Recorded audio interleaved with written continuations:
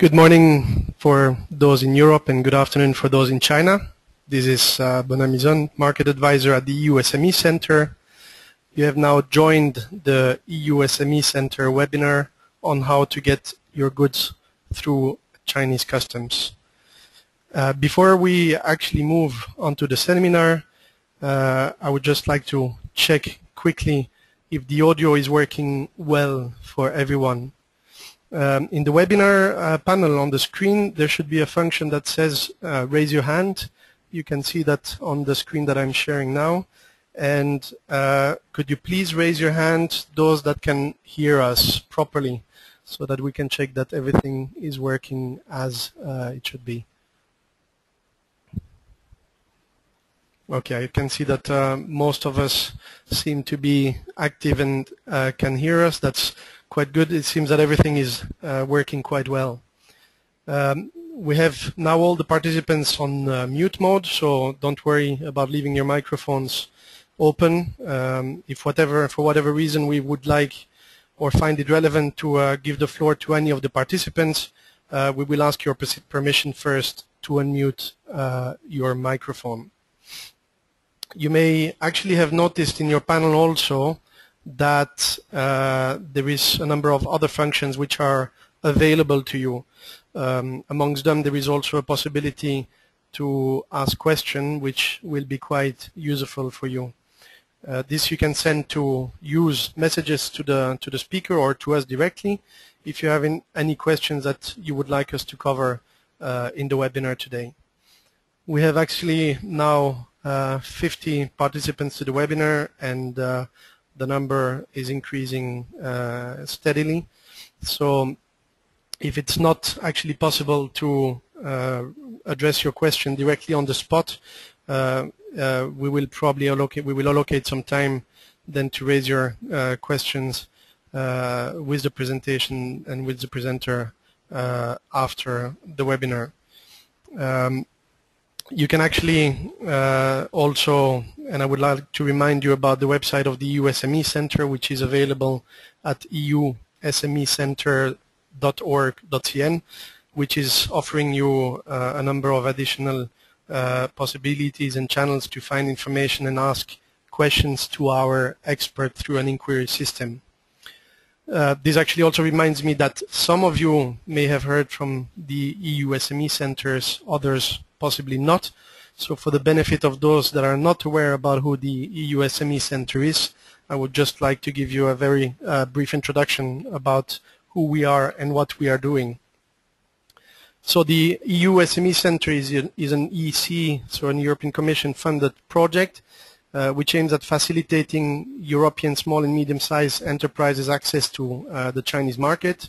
We do that through a set of first line of advice services, which includes sector reports on a number of areas, technical reports such as questions about how to get a CCC Mark, which we will address in today's webinar, and we have also a number of possibilities for raising inquiries directly to some of our experts.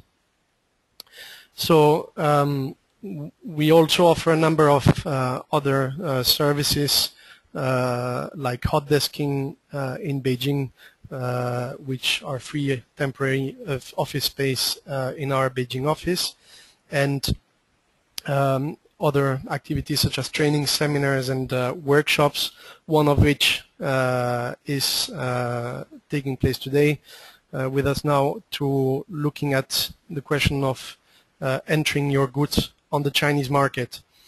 For that, we have actually asked our standards and conformity expert within the EU SME Centre, John Echanove, to be with us today to give and share us his view on this topic.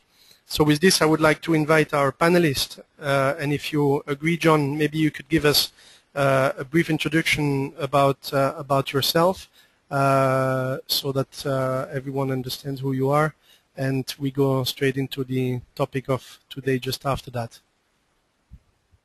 Yep. Thank you very much, Benoit. Good morning, everybody. This is John. Good morning for those in Europe. Good afternoon for those of us who are here in China.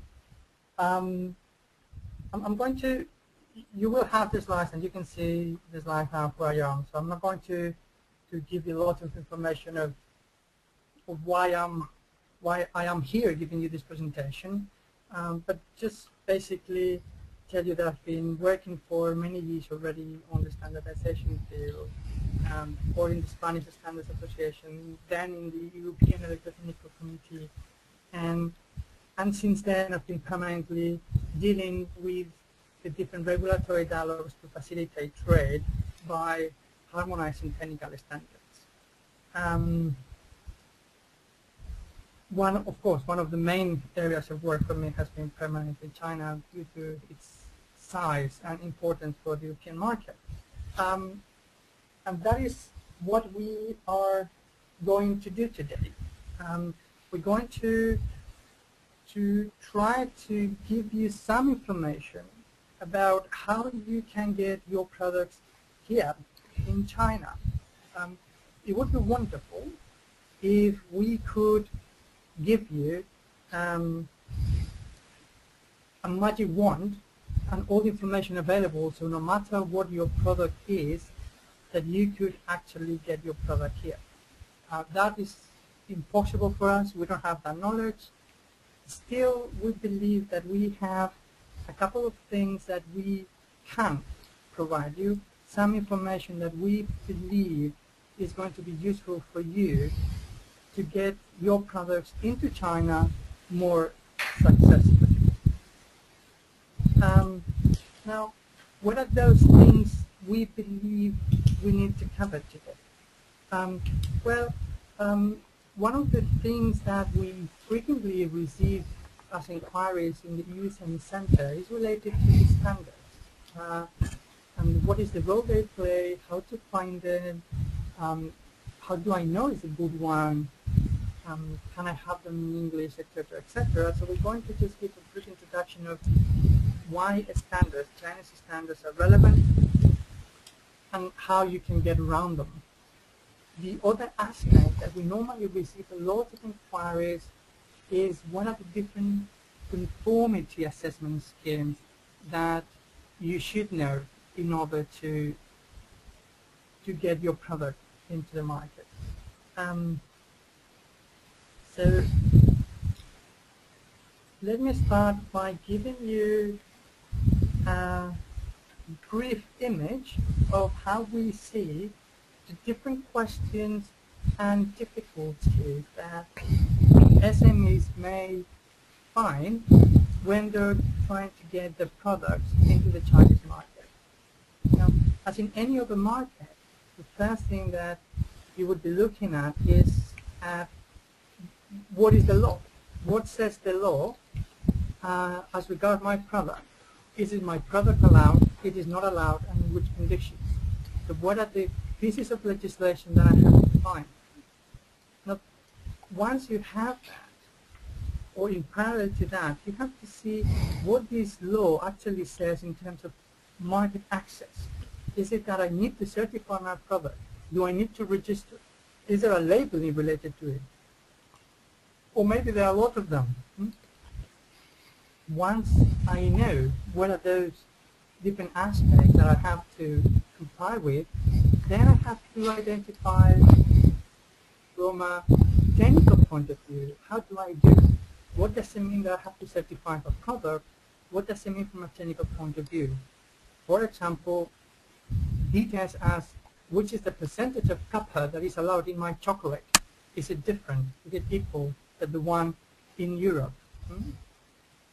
Now, once I know what technically I have to do, what are the elements of design and production of my product that are required by the Chinese authorities, how do I prove that I'm doing right?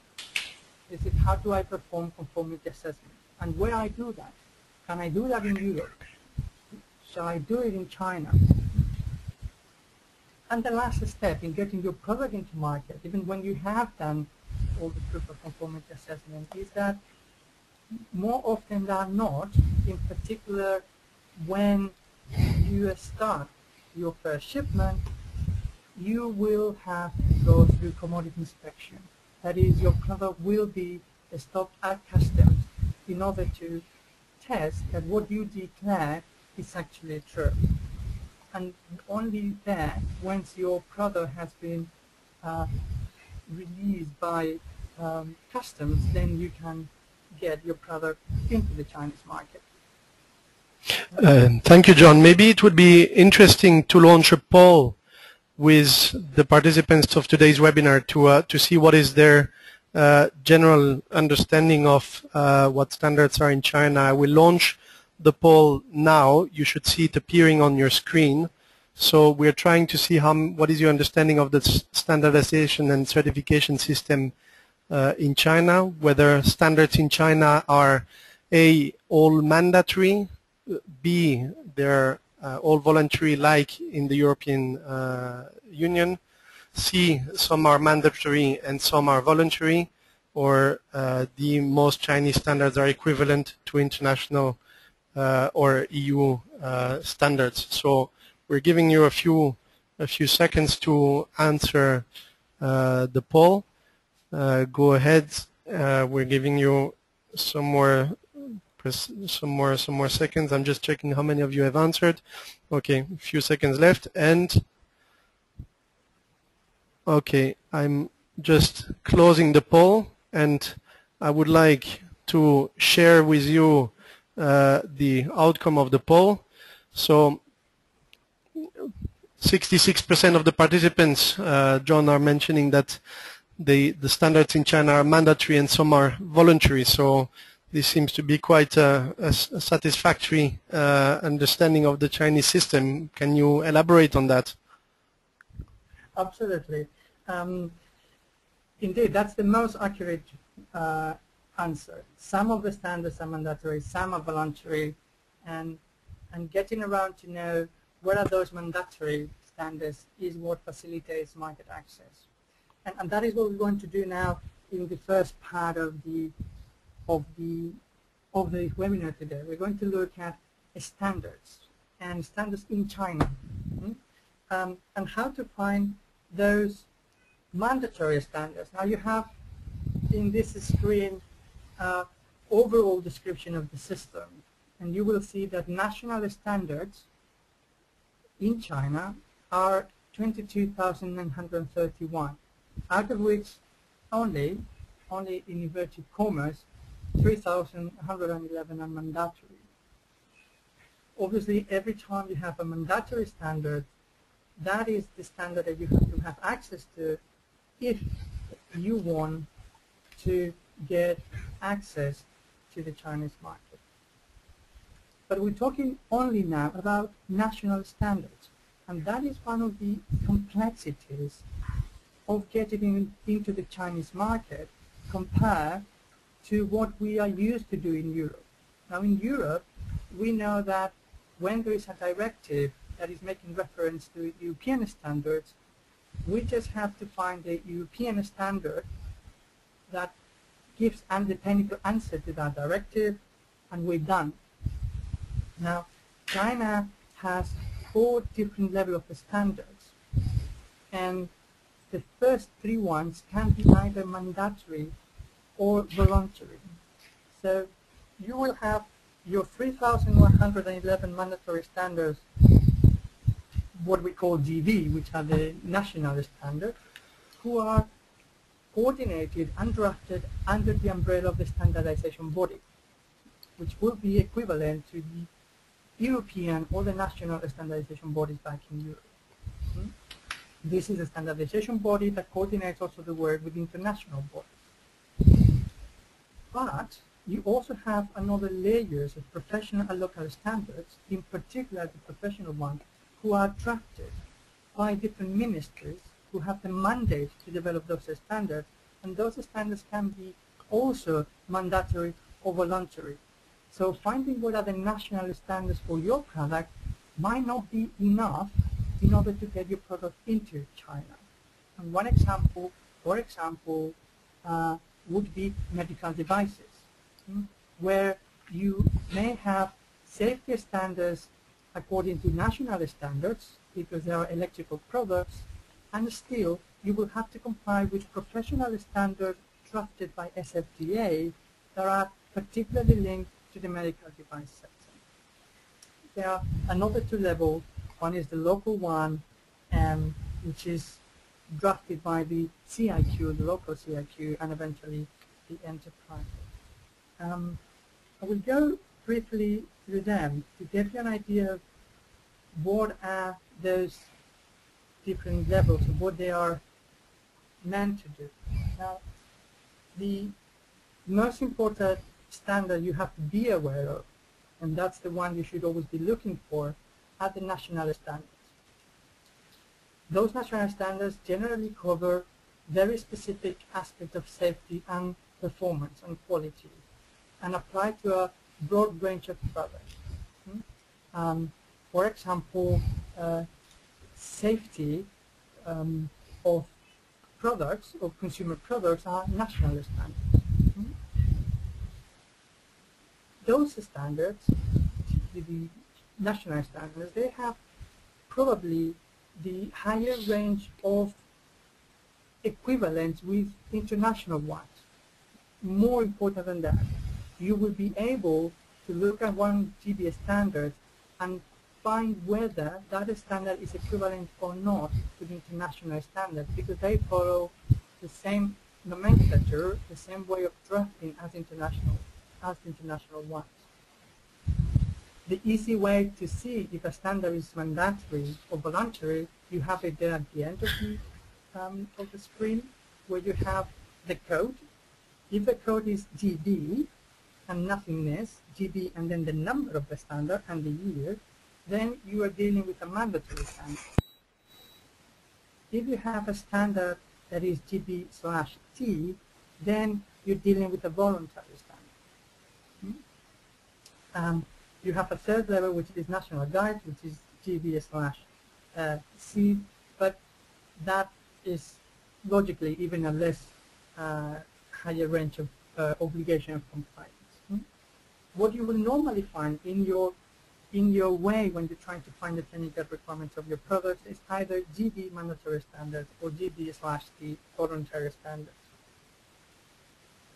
The second group of standards that you should be aware of if you want to get your products into the Chinese market are professional standards or industry standards. Those are standards developed by the different ministries on a sectoral basis. And then you have here on the screen, on the lower right corner, the different sectors and the different codification for them. Aviation is HV, for example, packaging BB, finance JR. So you will find that all the standards related to one sector follow that nomenclature, that codification. As in the national standards, if the codification is followed by /T, you are looking at one voluntary standard. If there is no /T, it's a mandatory standard. Now, if there is a national standard, if the national standard exists for one particular product describing the same technical aspect, they cannot be a professional standard. From that point of view, national standards have a higher authority, a professional one.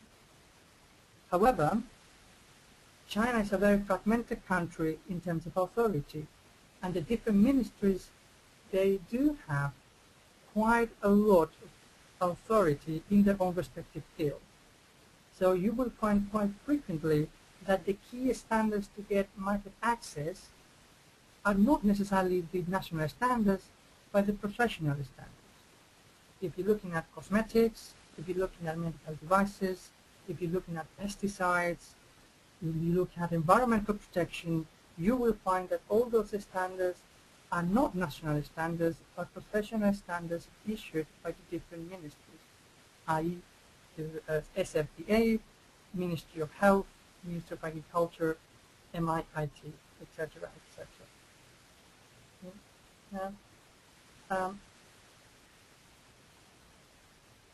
The the last two levels, sorry, are local standards and enterprise standards.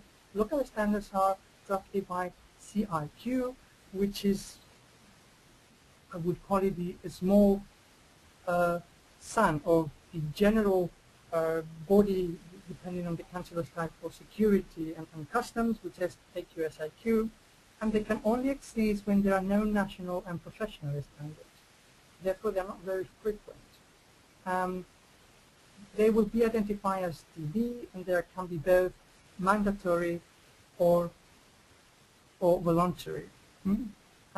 My experience says, and I might be wrong, that normally, if you're able to navigate through the national and professional standard, it is unlikely that you will find to deal with local standards. It is unlikely that you will find a sector where there are not that many, there are not existing national or professional standards, and they can only rely on local. The last level, and this is something you will not face frequently, are standards that are developed by companies, and they are only developed when it is felt that there is a gap in the market and there are no standards at any level to help companies to find best practices or a way to act. And as I said, as it is said in the screen, it's identified by IQ and then followed by the enterprise code. So, John, after we've seen these 4 different families of standards all together on the overall level, what would you say would be the percentage of Chinese standards which are equivalent to international ones? That's a difficult question to give you a percentage on the overall. It is very much related to each sector. You will have sectors like the electrotechnical one, where we know there is a high percentage of Chinese standards that are identical, all based on international resolve. Because of the nature of the sector is very export oriented, and therefore there is a strong willingness to have international standards as national standards. Still, you will find situations in China still where some administrations are using international standards, but they are not the last versions of those standards, and therefore they constitute also a technical barrier to trade, even if it's unintentional. But there are other sectors where the ratio of international standards is very low, or sectors where the Chinese authorities are trying to develop their own national strategy, and that may be the ICT sector, where they are really pushing very hard to develop their own standards. And in those sectors you will have less international standards, and you may have more Chinese standards being developed and being offered to the international arena. My suggestion is not to rely on the belief that they are by default identical or equivalent to the international one, but to go and find the standard first, and then if you're lucky, rock on, fantastic, you carry on. But it would be unwise, in my experience, to start by thinking, I believe that my product should be by default identical. There might be subtle differences from international ones, but still subtle differences may be an obstacle to get your product into China. There is one of the things, when you're talking about the standards, one of the first things that we have found in terms of market access is labeling. We receive a huge number of inquiries about how do I deal with the labeling requirements in China. And there are specific standards for labeling products. And sorry, just before we talk about labeling, it's just my fault. just a note on where to find the standards, in particular the national standards. The advantage of the national standards, the GBs, is that you can search them on the web and you can search them in English. It doesn't mean that the standards are in English available to you. You will have to buy them here, but at least you will know if they are standards for your product. If you go to that link that was given to you, you will immediately see either searching by the name of the product, either searching by the international classification of a standards code. You will see if the standard, the national standard, exists and the relationship with international standards. You will have much more problems looking for professional standards. For that, you will need to speak Chinese very frequently. We will give you later a link where you may be able to find it. But you will have to contact individually each of the ministries. Now, there is one, knowing the difficulties that we have in Europe to find standards, there is one European Commission project that has devoted a lot of effort in putting together a platform where we can find Chinese standards, both national and professional standards.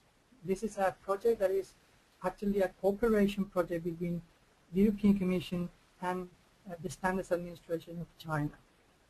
Now, so far, there is only focusing on 4 sectors: electrical equipment, medical devices, machinery, and environmental protection. If your product is not yet in this list, I would still take note of this web page, because the European Commission and SAC, the Standards Administration, are working very hard to add on more sectors and more standards.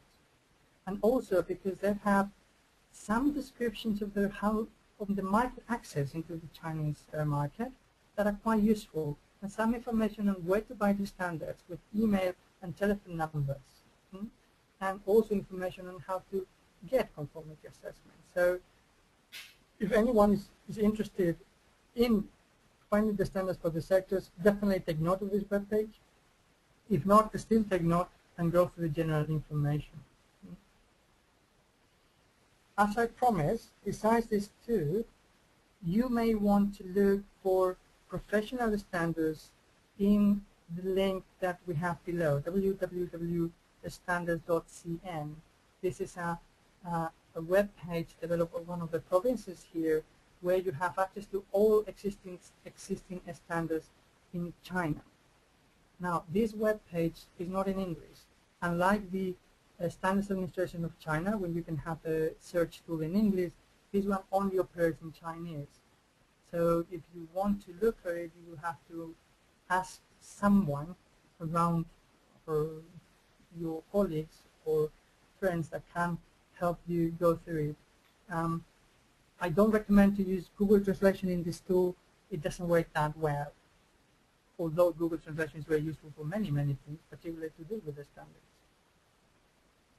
Now, coming back to what I said about the labeling requirements, and I'm sorry for messing around that.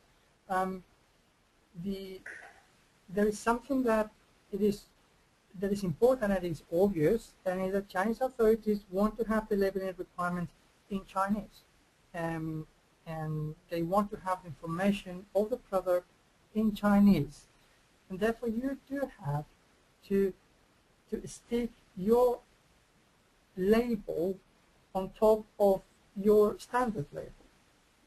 What information you have to place in that label will vary quite a lot depending on the product you are importing. If you're exporting olive oil, you will have to certainly identify what kind of olive oil we're talking about. If you're exporting cosmetics, you will have to identify the components, the formula behind it. Now, it is important to know that you can and you should have the approval of your label, your Chinese label, before shipping your products.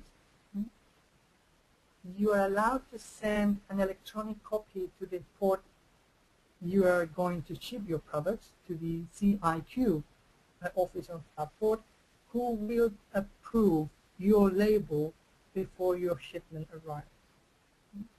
This we strongly recommend because the legislation on labeling requirements might be changing, and if your products arrive and the labels are not yet approved, your products will be simply stored in the AQSAQ in the customs yard, and depending on the value of it or the life of your product, you may face big losses and certainly a lot of administrative headaches. You should be aware of labeling requirements. Definitely, if you are thinking in exporting food and beverages, cosmetics, textiles, or electronic appliances, for example, energy efficiencies and mandatory label. Now, we have in the EU SME Centre guidelines for all of those labeling requirements.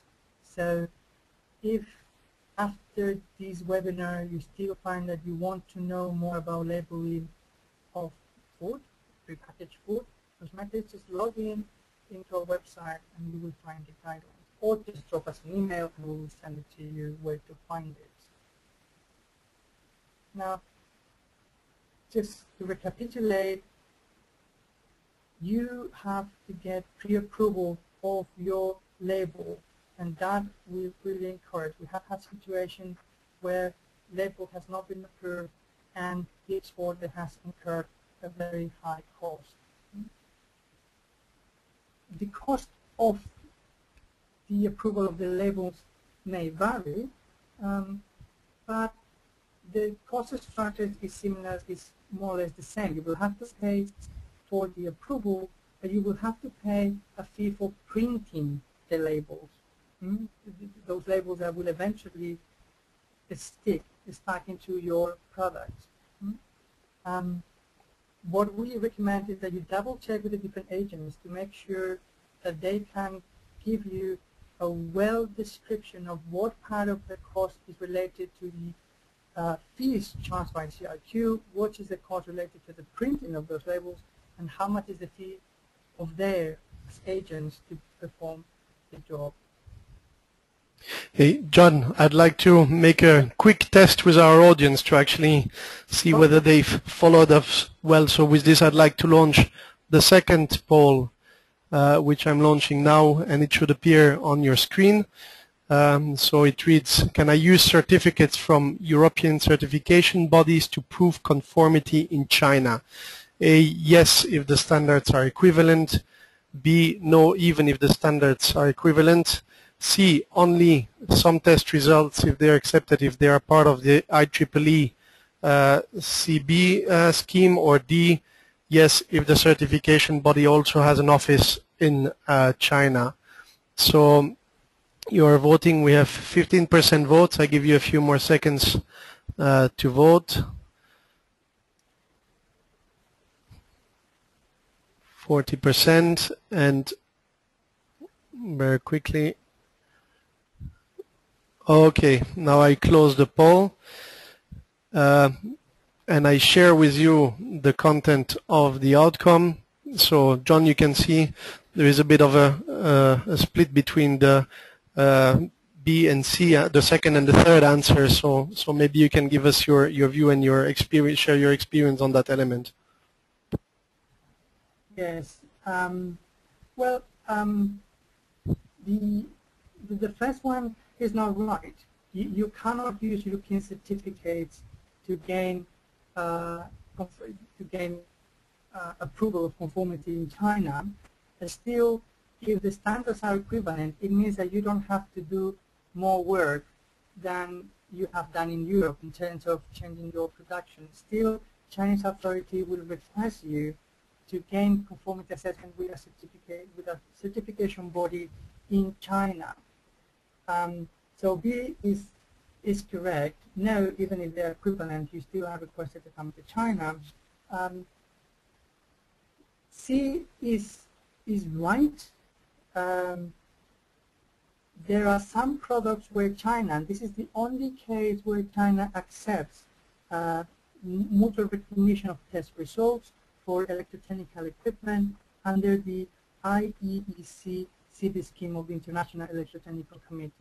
So there might be situations where your test result of the IEC can be used for you in order to facilitate your certification process here in China. And finally, only there is an office in China. An office is not enough. A certification body has to be accredited by the Chinese authorities in China. And currently, there are very few, to my knowledge, only one non-Chinese certification body that is allowed to certify products. There are many that do management system, certification of management system, but not so many product certification, which is a very, very difficult license to have and very expensive. That's amongst these certification elements, amongst those who we need to get, the most popular one is the famous CCC Mark, the Chinese certification mark, which is a mandatory certification for a broad range of products that you can see in the screen below, from electrical cables, electrical motors, lighting appliances, safety glass, toys, etc., etc. Those products, you will find them through GBS standards. There's where you're going to find the requirements. On top of that, if it happens that your product is covered by the CCC Mark, you may want to log into the Chinese Certification Accreditation Authority, CNCA webpage, where they have an English version of each of the requirements for the different categories. So you just log in, go into the English website, and then you will see what are the requirements for lighting appliances in order to get the CCC. So John, just to clarify on the CCC Mark, once you have that, does that mean that your product can go through Chinese customs? Is that right?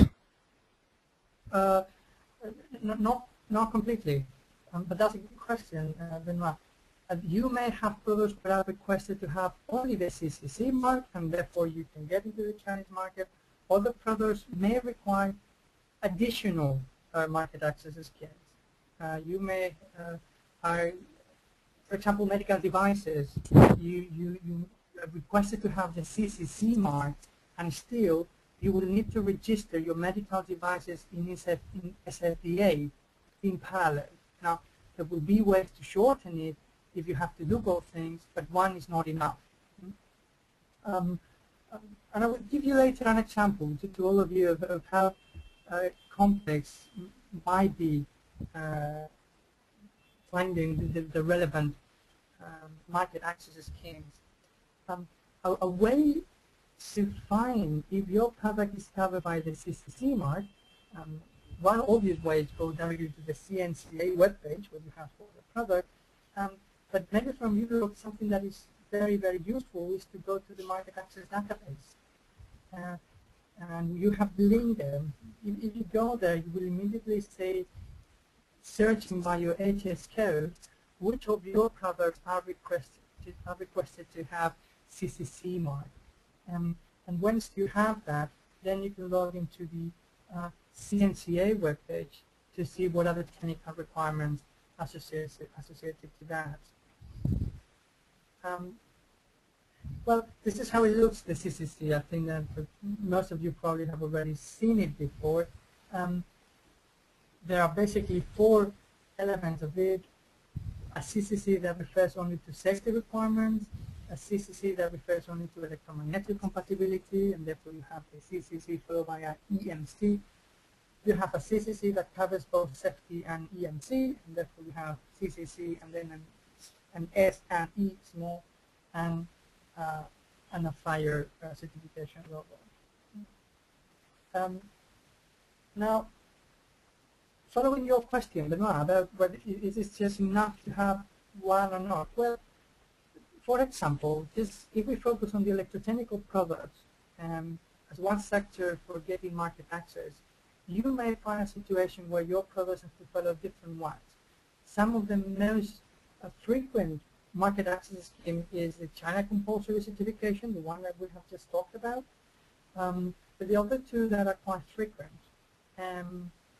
for example, network access license or the radiotype emitting equipment.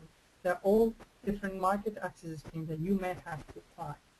We have added the link here to a web page where you can find the guidelines that we have developed in each of them for your interest. Now, this is the example I wanted to bring.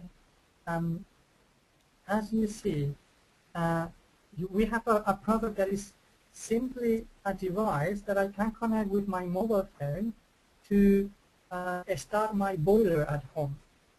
So I can call this device and it will start heating water. Well, just this device will require a CCC certification because it's plugged to the electricity, so it sets the requirements on electricity. It will require radiotype approval because it connects wireless to my boiler, and it will require a network access license because I use my mobile phone, and even worse than that, because it's a boiler, I will have to ask for a special equipment license. So just this little device will ask you to have 4 different market access schemes before you get into the Chinese market. Another example where market access is more complex than just getting standards for one particular standard or one particular market access scheme is food and beverages. Now, depending on how dangerous your product is perceived, you will have more or less things to do. If you're trying to export live plant or animals, this is considered highly dangerous in all the countries of the world, and China is not an exception to it. And if that happens, China would request to have a bilateral agreement with the national authorities. For example, it could be France, Spain, Romania, whoever they are. They have to negotiate a bilateral agreement. A bilateral agreement that will describe what is the health certificate. What do I have to prove to export my food? Depending on the risks of the product, you may be requested to approve those establishments that can export, and only those. And that will be done by CNCA, the certification body. And they will prove this factory, this factory, this factory, the only ones that can export. If we're talking about some elements that are related to the agriculture element, like animal feed or maybe pesticides, then you may have also to involve the Ministry of Agriculture in approving your product. That is the most complex part of it. And if your country doesn't have yet an agreement to export food, live food, well, bear in mind that the whole process to gain a bilateral agreements, health certificate, approval of establishments, and so on, may last 7 years. So if you are not in a country that is very, very eager to develop a cooperation agreement in exporting some food, you will have some difficulties to get it into China. The most important thing to speed up that process, though, is to have a lot of Chinese importers willing to import your product. They will put a lot of pressure in the authorities, in AQSAQ, to sign a bilateral agreement that enables them to import your product. Now, if your product is considered not very dangerous, which is most of the cases of prepackaged food, then the entry requirements are only about labeling requirements and technical requirements. The example I said at the beginning, chocolate. Well, you just have to have particular labeling in Chinese explaining what is the content of the food, and the technical requirements would be just identifying that the percentage of copper allowed in China is a slightly different one in Europe. But that would be all you have to do to get through customs. Still, you will go through commodity inspection of your product, to test that what your labeling is saying is correct.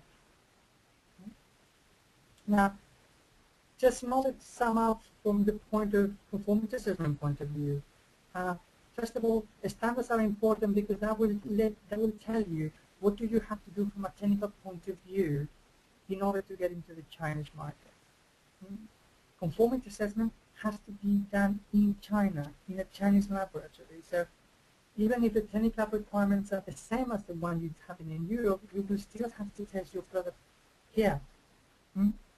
Now, it is possible, very frequent, in particular if you go through the CCC marking, that you have to follow a compliance testing. So your factory will be certified by inspectors sent by CNCA into your factory. Now, on the overall, bear in mind that the system in China is somehow opposite to the presumption of conformity that we follow in Europe with the New Approach Directive. In Europe, we have a post-market control where by default we believe that every manufacturer is doing the right thing unless it's proved. The opposite, in China, there is a pre-market control, very tight pre-market control to make sure that nobody can do something wrong, and they believe that most of them, if they can, they will cheat the system. Some general remarks. Now, getting into China for the first time, it is difficult. It is not impossible. Definitely, if there is a market for your product, you should give it a go, but you will have to invest time, and it is worth doing it. Redoing administrative processes in China is really, really cumbersome. So just take your time and assume that getting into the Chinese market is a task in itself, but if there is a market for your product, it is worth doing.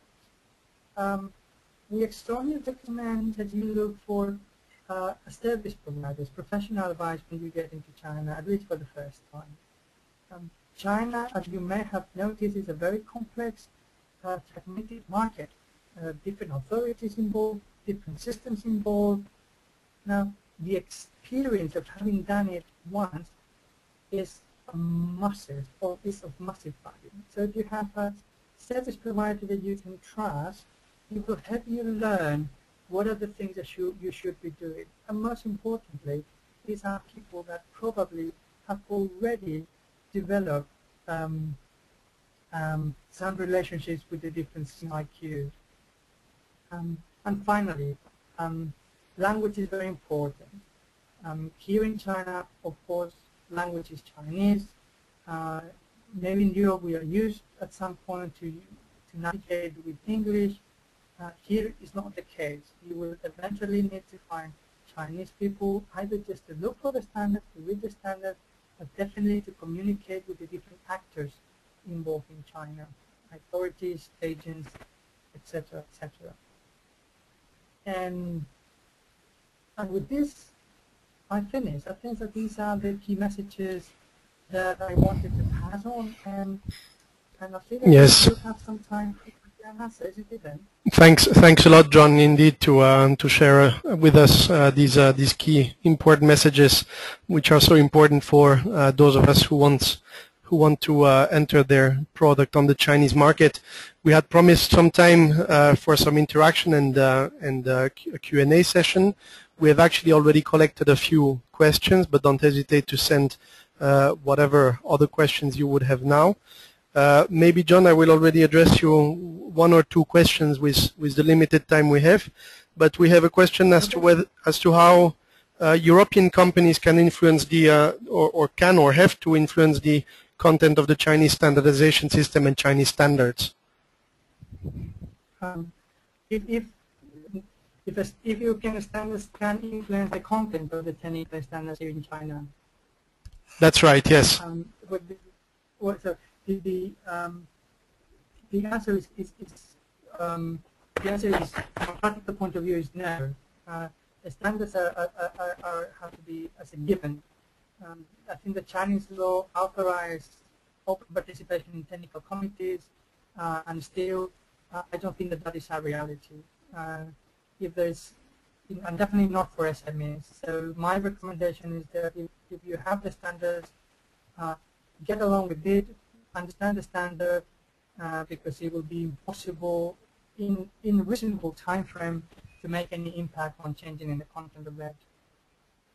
Okay, so maybe not such an easy process. Then we have another question here on from an SME asking, once they have identified the standards relevant to their industry and their product, for those standards which are not available free of charge, how can they actually access and buy them? Sorry, Ben, what's it? If so, there is the question as to whether once an SME has identified a standard, how they can buy the standard. Oh, yes. Well, there is, the easiest thing to do actually is to contact SAC, or in the web page of the EU-China platform. There is one organization with the Chinese Association for Standards, where they have already a list of standards that they can sell for. And they will have most probably English versions if we're talking about national standards. CNIS, and that's an information that you can also find through SAC, is another organization associated to SAC, also has a service to translate the standard for you and send it to you in a hard copy. But to my knowledge, all the standards have to be bought hard copy. So you will have to pay by transfer, which is not easy, and you will receive a hard copy, and they will ship it. So it will take, they post it. It will take some time. Of course, the easiest way to find the standard is having a person here in China that can access SAC or CNCA or Chinese Association of Standards and buying it. Mandatory standards are for free, so you just have to get to the library and get them, and the others you just get them. You may want to Google them. If you know the standard, if you know the code, and you know the typo, just Google it. There is quite a high chance that you will get some information there. There are no official translations into Chinese of many standards. There are a lot of organizations translating them. For example, the United States administration very often issue reports where they include the translation of the standards. So if you have already identified, just Google it. You may be lucky that if that's a popular standard, you will get not only the standard translated in Chinese, you may find it translated into English. Okay, so always also try to see what you actually can find on the internet. We have maybe a last question, which is sector specific. We have a participant asking whether baby formula is considered processed food or packaged food. Baby formula, it is packaged food, but labeling requirements will not be the only requirements you have. Food safety, in particular food safety for kids, it's a very, very sensitive issue. So my understanding with baby formula is that you have to register your product first. And we can come back to this person later on exactly what is the procedure to do so. But certainly, and that I'm absolutely certain about that, only labeling requirements as any other prepackaged food is not enough. Okay, thank you, John. I think the message is well noted. I'd like to thank you for answering those questions. I think now we've come to a close to today's webinar. As said, I'm thanking you as a panelist, but I'm also thanking all of our participants to today's webinar. Actually, I've seen that at a peak we were reaching to 82 participants, which is which we are very, very happy about. I'd like also to emphasize that if you still have any questions, first of all, we've kept track of the questions that you raised today, and we will unfortunately we don't have time to address all the questions now, but we will get back to you separately on this. But I would also like to encourage you, for those of you who haven't done so, to register on the EU SME Centre website, or to log in if you are already registered with us, so that you can be in direct contact with one of our experts to answer these queries. We will also distribute the slides of today's presentations to the participants and upload it to our homepage. Of course, if there are any problems to accessing to this information and other information that you would have interest in, please don't hesitate to contact us via email or telephone. I'd like also to note very briefly, because this is quite important for us, this webinar will be followed by a short survey. It's taking very short time for you to fill in, but it's extremely valuable for us to continue to build on our activities. So please fill in those forms. It should be very, very short of your time. So again, many thanks to our speakers and many thanks to today's participants, and of course we're looking forward to meeting you again at our next webinar. Thank you very much, and again, don't hesitate to visit us at the eusmecentre.org.cn. Thank you, and bye-bye.